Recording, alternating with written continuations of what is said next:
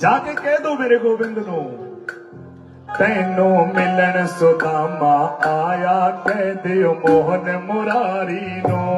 तैनू मिलन सुदामा आया, कह दियो मोहन मुरारी नो।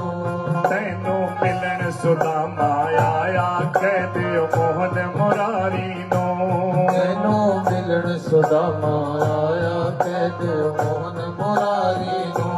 कह दियो मोहन मुरारी नो, कह दियो कृष्ण मुरारी नो। कह दियो मोहन मुरारी नो, कह दियो कृष्ण मुरारी नो। तैनू मिलन सुदामा आया, कह दियो मोहन मुरारी नो।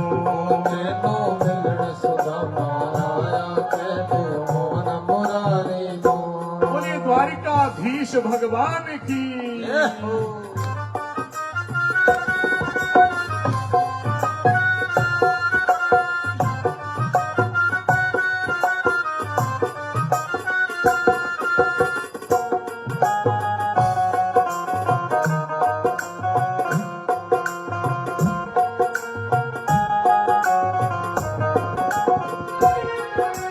बचपन दी ओ यारी, पढ़ने दी करी तैयारी।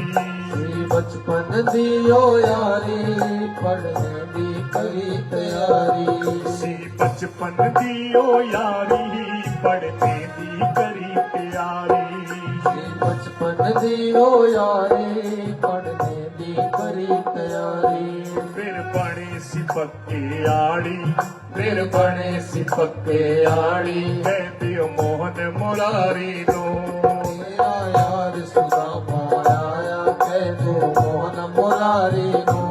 तैनू मिलन सुदामा आया, कह दियो मोहन मुरारी नो। बोलिए द्वारिकाधीश भगवान की। ये हो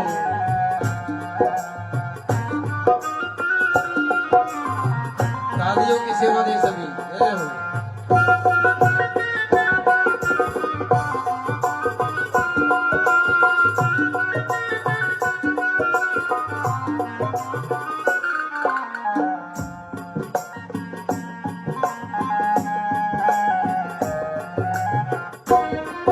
आई पाठ पढ़न दी वारी, पई दोना ऊपर पारी।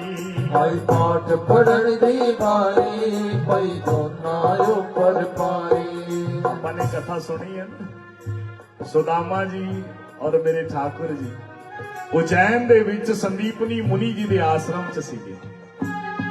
ਕਹਿੰਦੇ ਪਾਠ ਸੁਣਿਆ ਨਾ ਗੁਰੂਦੇਵ ਨੇ, ਸੰਦੀਪਨੀ ਜੀ ਨੇ।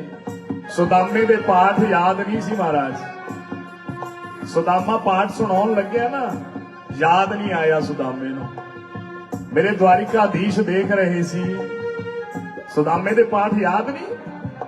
ਕਹਿੰਦੇ द्वारिकाधीश ਨੂੰ ਪਾਠ ਯਾਦ ਸੀ, ਪਰ ਖੜੇ ਹੋ ਕਰਕੇ ਕੀ ਕਿਹਾ, ਗੁਰੂਦੇਵ ਮੈਨੂੰ ਵੀ ਪਾਠ ਨਹੀਂ ਆਉਂਦਾ।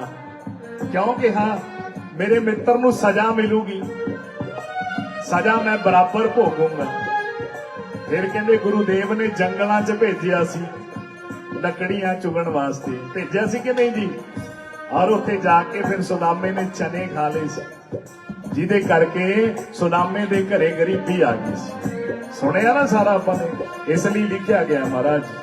आई पाठ पढ़न दी बारी, पई दोना ऊपर पारी। आई पाठ पढ़न दी बारी, पई दोना ऊपर पारी। गए जंगल विच हो आड़ी, गए जंगल विच हो आड़ी। कह दियो मोहन मुरारी नो। तैनू मिलन सुदामा आया, कह दियो मोहन मुरारी नो। तैनू मिलन सुदामा आया, कह दियो मोहन मुरारी नो। बोलिए द्वारिकाधीश भगवान की।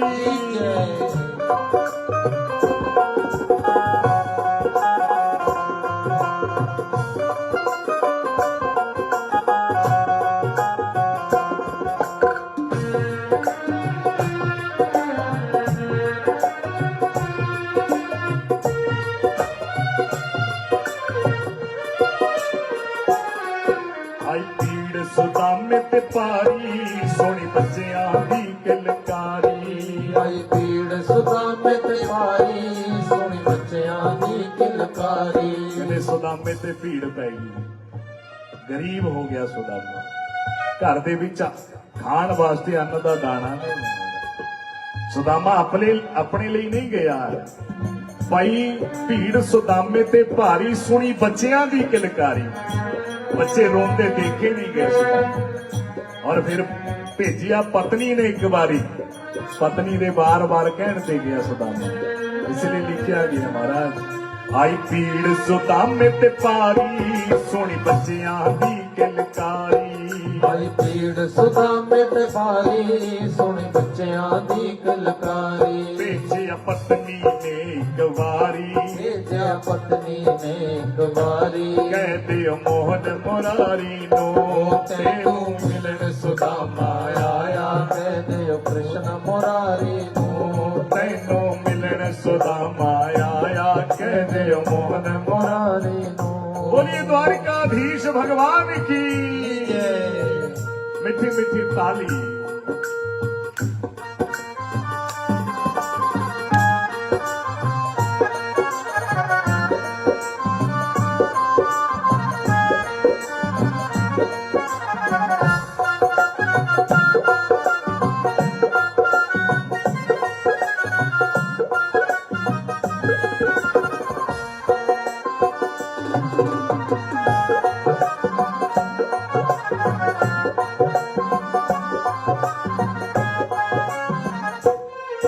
ਹੋਇਆ ਮੇਲ ਦੀਨ ਤੇ ਬੰਧੂ, ਕਰੀ ਕਿਰਪਾ ਕਰੁਣਾ ਸਿੰਧੂ।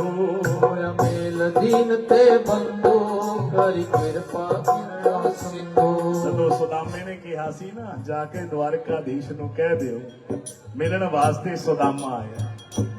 ਦੌੜਿਆ ਗਿਆ ਦਵਾਰਪਾਲ, ਜਾ ਕਰਕੇ ਭਗਵਾਨ ਜੀ ਨੂੰ ਕਹਿੰਦੇ, ਠਾਕੁਰ ਹੈ ਗੋਬਿੰਦ, ਇੱਕ ਬ੍ਰਾਹਮਣ ਦਰਵਾਜ਼ੇ ਤੇ ਆਇਆ ਹੈ, ਪਰ ਭੇਸ਼ ਭੂਸ਼ਾ ਤੋਂ ਭਿਖਾਰੀ ਲੱਗਦਾ ਹੈ, ਔਰ ਆਪਣਾ ਨਾਮ ਸੁਦਾਮਾ ਦੱਸਦਾ ਹੈ।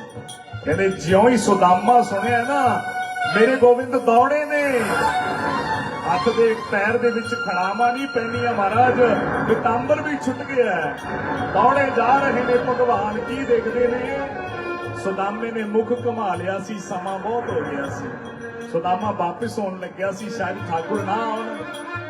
ਭਗਵਾਨ ਜੀ ਨੇ ਆਵਾਜ਼ ਲਗਾਈ ਹੈ, ਸੁਦਾਮਾ। ਜਿਉਂ ਹੀ ਸੁਦਾਮੇ ਨੇ ਪਿੱਛੇ ਮੁੜ ਕੇ ਦੇਖਿਆ ਨਾ ਮਹਾਰਾਜ, ਦੌੜ ਕਰਕੇ ਭਗਵਾਨ ਜੀ ਨੇ ਜੱਫੀ ਪਾ ਲਈ ਹੈ, ਸੁਦਾਮੇ ਨੂੰ ਗਲ ਵੱਕੜੀ ਪਾ ਲਈ ਹੈ ਜੀ। ਇਸ ਲਈ ਲਿਖਿਆ ਹੈ, ਹੋਇਆ ਮੇਲ ਦੀਨ ਤੇ ਬੰਧੂ, ਕਰੀ ਕਿਰਪਾ ਕਰੁਣਾ ਸਿੰਧੂ।